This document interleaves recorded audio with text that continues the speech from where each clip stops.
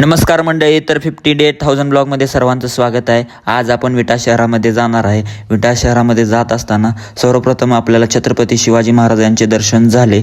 नंतर आपण तिथं पुढे गेल्यानंतर आपल्याला प्यायचा होता चहा पिण्यासाठी आपण एका स्टॉलवरती आलो.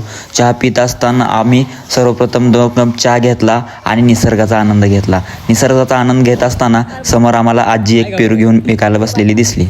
तर बघा आजी काय आज लय घेऊन आलाय पेरू. त्या दिवशी होता ना तो इथं चहा पिणार का? का? एक चहा आण रे. नको नको मी नाही बाबा घेतो.